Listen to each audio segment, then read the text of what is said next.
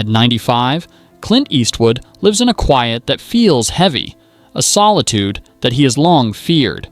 The public image of strength, control, and resilience hides a more complex story. Behind every iconic performance lies a lifetime of loss, rejection, and unresolved grief.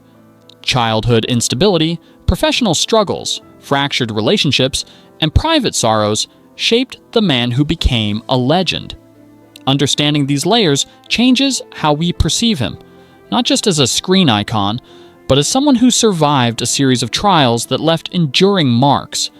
This is the story of endurance, silence, and the human cost behind fame, childhood, and the formation of silence. Eastwood's early years were shaped by instability and constant movement. Born in 1930 in San Francisco during the Great Depression, his family rarely stayed in one place. His father's struggles with employment forced frequent relocations, leaving Clint unable to develop a lasting sense of home.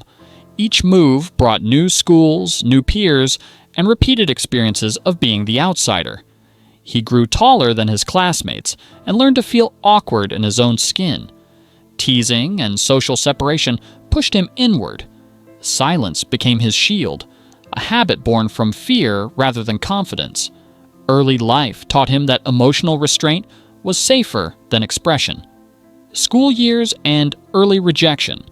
School offered little comfort to young Eastwood. He struggled academically, resisted authority, and often felt misunderstood. Teachers labeled him unfocused and unpredictable, and his natural caution was mistaken for defiance. Expulsion in high school after a string of pranks reinforced a lingering sense of inadequacy. He learned early that expectations were rarely supportive, and failure was often met with indifference. These experiences planted seeds of perseverance and quiet endurance. Rather than confrontation, he retreated. What appeared later as stoic independence was actually a protective mechanism developed during adolescence. From the start, Eastwood was navigating a world where acceptance was fleeting and self-reliance was essential. Military service and lessons in survival. In his early 20s, Eastwood faced a life-defining experience in the military. In 1951, a plane he was riding ran out of fuel near the California coast, forcing him into the cold ocean. For hours, he swam through frigid waters, gradually growing weaker with each stroke. Unknown to him, the waters were known for great white sharks. Panic never took hold. He relied on steady endurance and determination. The experience taught him that fear could not dictate action. Survival required control and patience. The lessons of that moment became part of his core. Quiet resilience, the necessity of perseverance, and the understanding that life's dangers demanded composure rather than panic. Hollywood beginnings, struggle, and humiliation. Arriving in Hollywood, Eastwood encountered a familiar pattern of instability and rejection. Small roles, dismissive criticism, and frequent setbacks mirrored the instability of his youth. His first credited appearance in Revenge of the Creature, 1955, was brief and criticized. He was told he lacked presence and energy. Universal Studios offered a short-term contract with minor parts, then released him with blunt feedback. He lacked promise. Financial uncertainty followed, forcing him to take odd jobs while auditioning. The industry echoed his childhood lessons. Approval was fleeting, and recognition could vanish overnight. Yet he persisted, not out of naive confidence, but because giving up would be an acknowledgement of all the earlier rejections. Rawhide and the first taste of stability, from 1959 to 1965, Eastwood found a measure of consistency with the television series Rawhide. For the first time, he had steady work, recognition, and income, yet stability still felt fragile, as if it could vanish at any moment. The demanding schedule, harsh outdoor conditions, and narrow emotional range of the role kept him disciplined but cautious. Praise did not erase the underlying fear of failure. What viewers saw as reliable strength was, in fact, careful preparation, a strategy to protect against unpredictability.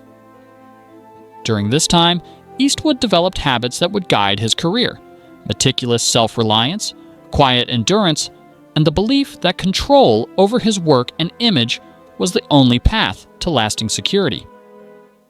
Transition to film and increased pressure. As Eastwood moved into feature films in the late 1960s and 1970s, the pressures intensified. Roles became more physically demanding and emotionally isolating. Success brought visibility, but it also magnified scrutiny. The fear of replacement, professional setbacks, and creative missteps persisted. Each film required precision, discipline, and restraint, reinforcing his habit of inward silence. He learned that appearances of confidence were often masks for private anxiety.